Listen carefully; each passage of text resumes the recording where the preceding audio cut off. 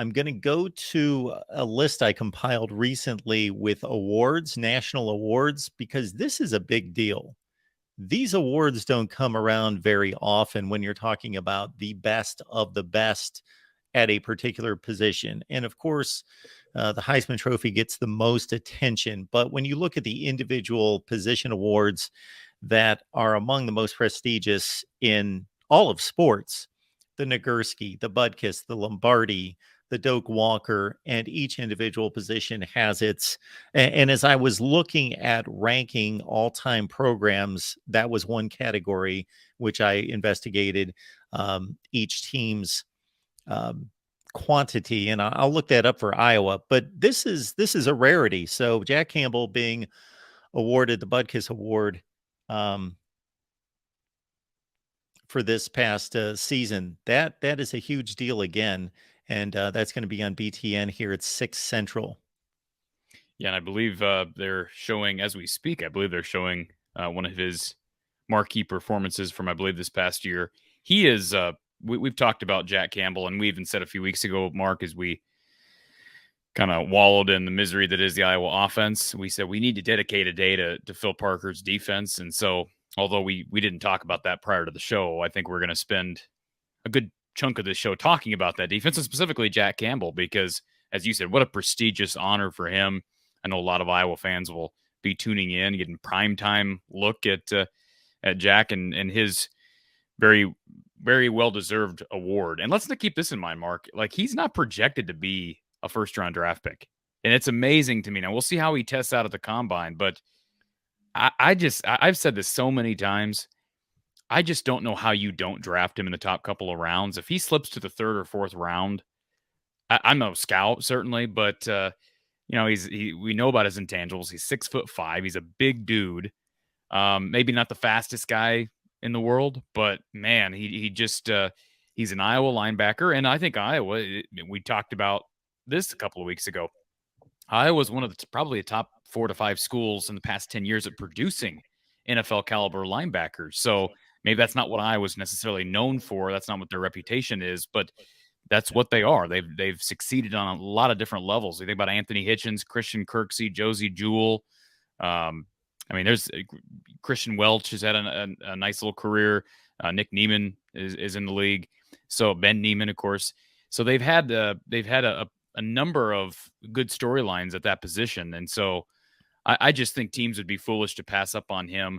And he's such a good kid. Remember, he lost his grandfather the night before the Music City Bowl, Mark, and he didn't even find out about it until after the game.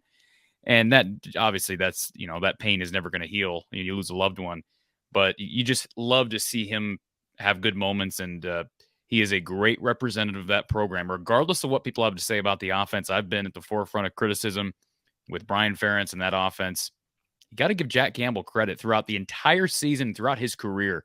He was always a guy who stood up and said, look, we're one team. I love my guys on offense. Never even implied that the defense, that his unit was frustrated with Brian Ferentz's unit. And I'm not on that side of things. I've never competed at, collegiate sports at that level. But, man, I would think that'd be hard just from a human standpoint. And so he's what you want in a leader and a person. He's got some great intangibles. He's a great football player. So I'm happy for him. It'll be great to see him honored today. And I just hope, I wish him the best. Whoever drafts him, it's kind of like the Linderbaum pick last year. I know Linderbaum tested out pretty well at the combine, kind of was criticized for having short arms. He's going to be, I think, an all-pro by the time all is said and done. I would guess the same thing for Jack Campbell. I think whoever drafts him will be pleased they drafted him in 4 to 5 years. Yeah, just to touch upon something that you pointed out, certainly there are so many measurables and intangibles that go into the evaluation process of the NFL draft that are much more important than where the player went to school. And each player is, of course, evaluated based on their own credentials, but as some type of tie-breaking mechanism or down the list, I would think that there would be a lean toward a program like, in this case, Iowa linebackers, where they're that, okay, chances are this guy's going to turn out, because look at all these other examples from this same position unit under this same defensive coordinator. They must be prepared to play at this level. There must be something about their background experience and their training that have led them to a point where they can maybe somewhat outplay their talent level. And the guys I just brought up, I mean, I think I'd have to go back and look at combine results. I'm not, unlike you, Mark, that can have a Oreo challenge where you're answering trivia all day. I can't do that with stats. And like, if you asked me what was Ben Neiman's, time at the combine, I couldn't tell you. I'm just not. That's not how my mind works. But I would venture to say that several of those guys that have been success stories in the league at that position, Josie Jewell being one, Ben Neiman being another, Christian Welch, like those guys. And Christian Welch, he's not carved out as necessarily a starting role in the league, but he's been an NFL guy who's getting paid, and he's been on the two deeps for Baltimore.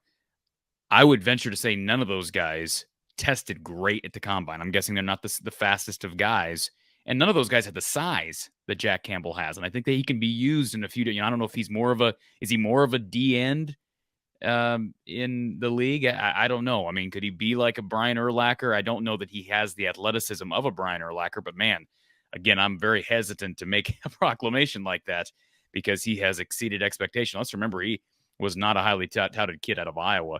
And so, yeah, I mean, I don't know how scouts look at Iowa guys in general. I'm sure that, as you said, that, if there's a situation where you're looking at two guys who have similar immeasurables and test similarly at the combine, you're probably going to give the nod to a guy who comes from a culture you're familiar with and a culture that's produced really good talent and success stories at the next level.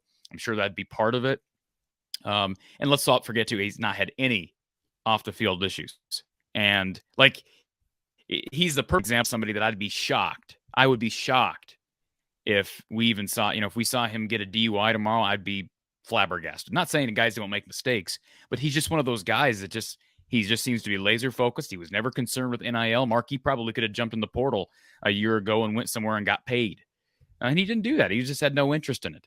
And I have no problem. I mean, I personally don't have an issue with guys like Justin Jacobs who want to leave and get paid immediately. That's their prerogative. It's their life. They have the freedom to do it. Who am I to be critical of that decision? But Jack Campbell is a guy who is going to be laser focused on his job, not going to be a distraction. He's a no drama guy, no nonsense guy, kind of similar to Josie Jewell in that respect. Josie Jewell's from a small town in Iowa too that had like no offers. So it'll be interesting to see where he goes. And Iowa, and this is going to be a very interesting draft because Iowa, of course, you think about Sam Laporta, where is he going to end up?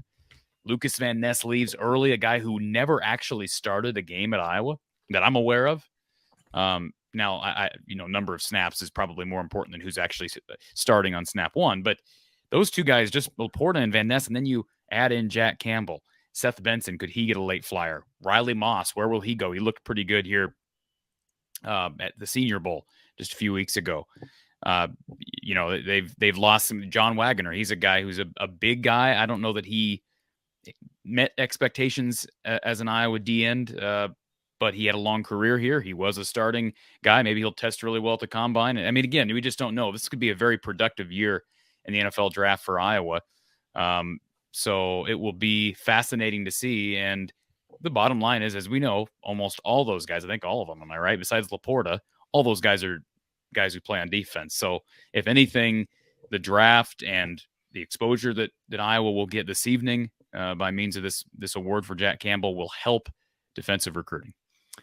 And we alluded to this earlier. This is how special this award is. So in the history of Iowa football, there have only been, and when I say only, that doesn't mean that Iowa is lagging behind other schools. This is pretty standard for most football programs, is that Iowa only has 12 previous national position awards. So this is just the 13th in the history of the program where there has been a position where Iowa was judged to have the player that was the very best at that particular position. And again, Lombardi, Nagurski, all the various, Bolitnikoff.